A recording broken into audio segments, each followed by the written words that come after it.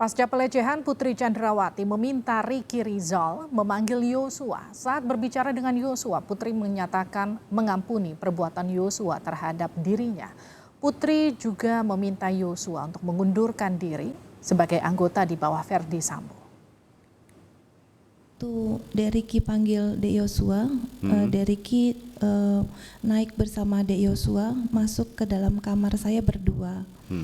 Lalu kalau tidak salah Deriki menyampaikan mohon izin ibu ini Yosua, terus saya anggukan saja, terus Yosua duduk di sebelah kiri tempat tidur saya. Ya, dudukkan bersimpuh ya. Siap. Betul ya.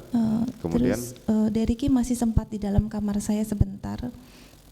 Terus nggak lama Deriki keluar, tapi masih tetap tatapan dengan saya karena pintu warna putih yang kayu itu terbuka, hanya pintu kasa itu tertutup.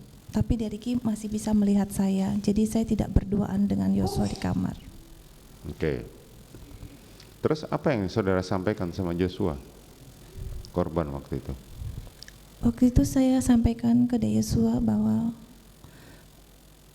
saya mengampuni perbuatanmu yang keji. Dan saya minta dia untuk resign. Untuk resign. Resign sebagai yang saudara maksudkan resign. Resign sebagai ajudan dari, kan kemarin sudah dibantah bahwa Joshua bukan ajudan saudara. Karena dalam level suami saudara, istri belum mendapatkan ajudan. Walaupun tugasnya adalah mengawal saudara. Yang saudara maksudkan resign di sini adalah resign sebagai ajudan dari suami saudara atau resign dari kepolisian?